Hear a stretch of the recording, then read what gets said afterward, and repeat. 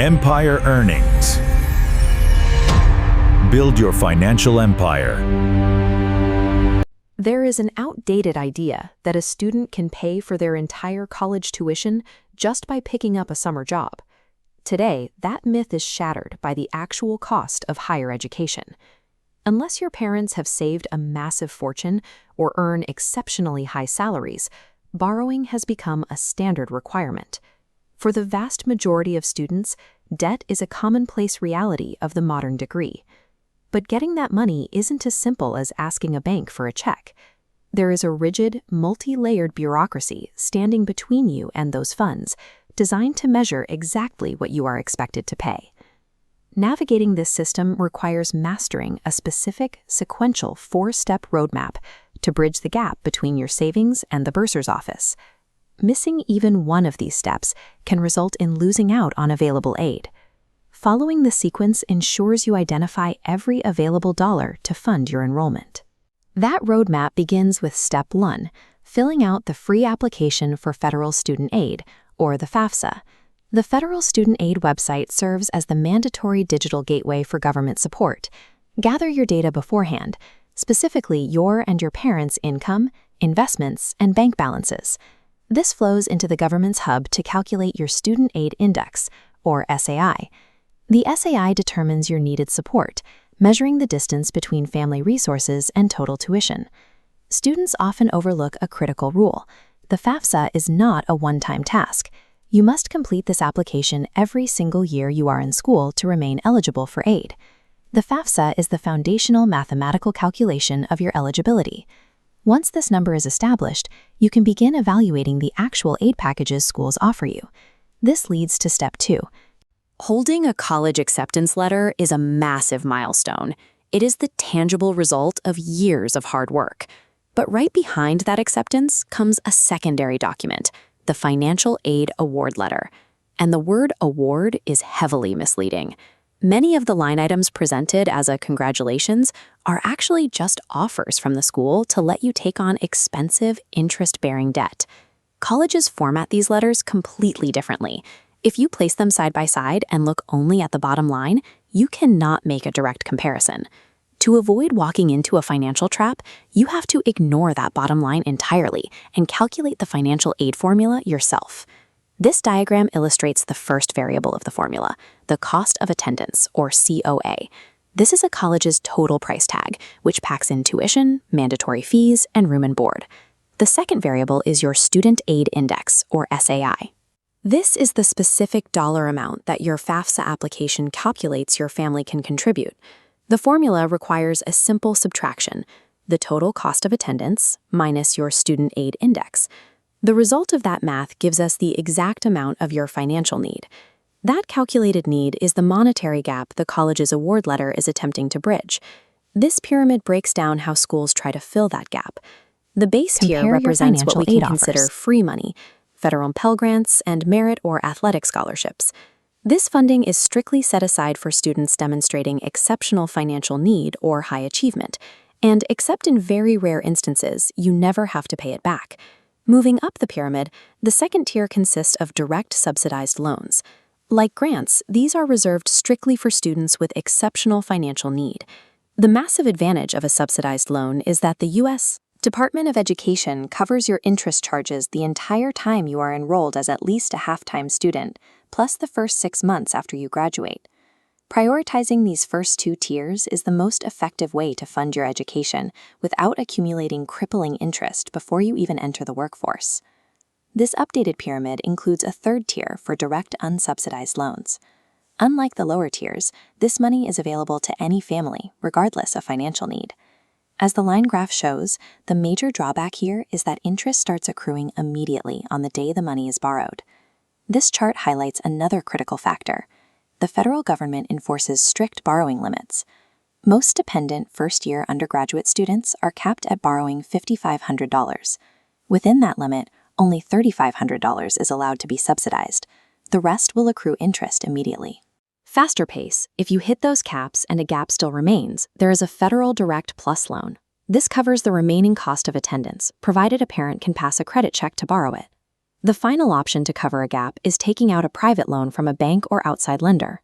Going to a private lender strips you of the low fixed interest rates and flexible repayment plans offered by federal loans, exposing you to variable rates that often cost significantly more over time. By calculating your gap and identifying the specific tiers of aid offered to fill it, an award letter transforms from a confusing document into a clear menu of choices. Gather all the award letters from the colleges that accepted you and place them side by side. Audit the line items, separate the free money from the subsidized money, and isolate the expensive, unsubsidized debt. You may realize that a school with a higher total cost of attendance is actually cheaper over 4 years because its gap is filled with better tiered aid. Mastering the financial aid formula gives you the data you need to choose an education you can afford today while protecting your financial future tomorrow. You fill out the FAFSA, wait weeks for the results, and finally you open your federal aid package.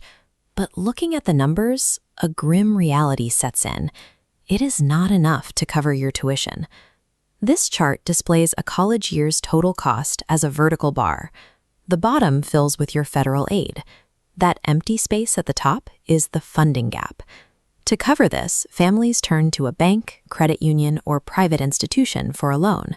You'll apply for these private loans directly through the lender's own dedicated forms, completely stepping outside of the federal FAFSA ecosystem. But stepping outside the federal system means leaving its safety nets behind. Private lenders operate under an entirely different, heavily profit-driven set of rules.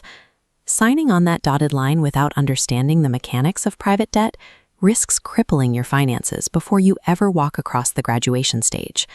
Unlike the Department of Education, private lenders do not factor in your financial need. Their approval process is strictly a calculation of your credit history and current income.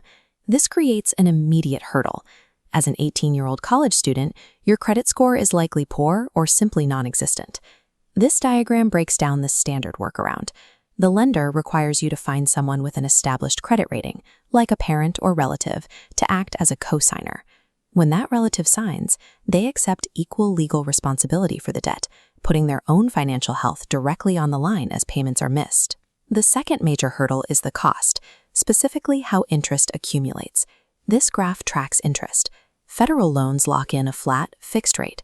Private loans carry higher starting rates, and crucially, they are often variable. That jagged line represents severe financial volatility. It means your interest rate fluctuates with the broader economy, making it nearly impossible to predict exactly how much you will owe by the time you graduate. Once you graduate and the repayment period begins, you will find that private debt lacks the flexibility borrowers rely on. If your starting salary is lower than expected, private lenders do not offer the income-driven repayment plans provided by federal loans to lower your monthly bill. Furthermore, private loans are legally excluded from being grouped into a federal direct consolidation loan. This flowchart shows the single viable post-graduation remedy. Once you have a steady income and good credit, you can refinance your private loans, swapping out that high-interest debt for a new loan at a lower rate. Because those built-in federal protections do not exist here, committing to a private loan requires absolute certainty that your post-grad income can handle the immediate monthly payments. Pacing speeds up slightly. Zooming out, understanding this structural risk should directly dictate where you ultimately choose to study. The total amount of money you have to borrow should be weighed heavily when comparing college acceptance letters. Taking on an unmanageable amount of debt creates a heavy burden that limits your geographical mobility and can derail your early career choices for decades. This scale weighs projected loan debt against expected entry-level salary. A premium college makes sense if a high starting salary lets you aggressively attack debt. But pairing massive debt with a modest income creates a structural deficit that traps you. If your realistic future salary cannot justify the heavy borrowing required to attend your dream school, you must pivot to a more affordable institution to protect your long-term financial freedom. The cost of higher education presents a massive financial hurdle. For most families, paying out of pocket is impossible, making external funding a structural necessity. Securing that funding requires navigating a dense matrix of financial systems, each operating with its own set of rules and liabilities. Borrowing is split into two distinct pathways, the government-backed federal route and the bank-backed private route. The federal pathway is governed by specific calculations of financial need. The private pathway relies on formal credit evaluations to determine risk. These two pathways represent different structural approaches to lending. Understanding their internal mechanics allows for a direct comparison of their long-term financial impact. Accessing the government pathway starts with a mandatory step: submitting the free application for federal student aid, or FAFSA. The FAFSA evaluation requires two primary input streams: student income and parent income, alongside the family's investments and assets. The FAFSA engine processes these streams, consolidating the raw figures into a single mathematical output, the Student Aid Index, or SAI. This SAI is the absolute metric the government uses to calculate exactly how much assistance a student is eligible to receive. The metric follows an inverse relationship. A lower SAI number translates to higher calculated financial need.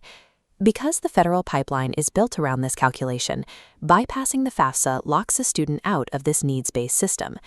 This categorization dictates which specific tiers of government funding a student is permitted to access. With the calculation engine defined, we can look at how qualification is gated across the two systems. Federal loans use the generated SAI to automatically determine qualification for needs-based programs. Private loans, administered by banks and credit unions, ignore financial need entirely. This matrix compares the gating mechanisms. The federal side is governed by the SAI. The private side uses a strict credit check. Since incoming students lack credit history, they often fail this threshold, requiring a co-signer with established credit to share legal responsibility. The interest mechanics also diverge. Federal loans generally feature low, fixed interest rates that remain constant for the life of the loan. Private loans frequently utilize variable interest rates, meaning the cost of the debt can fluctuate over time. The single primary advantage of the private route is capital volume. These loans often offer higher borrowing limits than federal programs.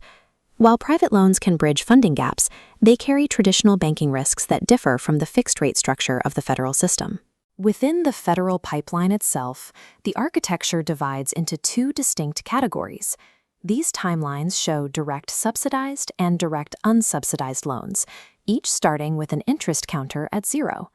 Direct unsubsidized loans are awarded regardless of financial need. Unsubsidized interest begins compounding immediately upon the issuance of funds. Direct subsidized loans are an exclusive tier, reserved only for students with exceptional financial need, as dictated by their SAI. In this model, the U.S. Department of Education covers the interest burden on the student's behalf for a set period. On this timeline, the subsidized interest counter is frozen at 0, protected by a Department of Education shield. To maintain this pause, the borrower must remain at least a half-time student. This extends 6 months post-graduation. Once expired, the shield drops and interest accrues.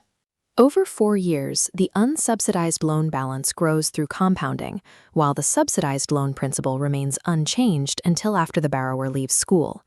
The total cost of the debt is determined not just by the rate percentage, but by the precise moment the interest clock starts. This flowchart illustrates the system's architecture. FAFSA inputs determine the SAI, dictating available pathways. The federal branch is defined by needs-driven access, fixed rates, and protected repayment. The private branch relies on banking mechanisms, requiring credit verification while offering higher limits at variable rates. Student loans are a vital resource, but their structural differences result in different financial outcomes. Optimizing these choices depends on the preliminary work of the FAFSA and an analysis of how each loan handles interest. Analyzing these rules allows for a strategic approach to funding, basing decisions on the actual mechanics of the loan rather than the top-line balance.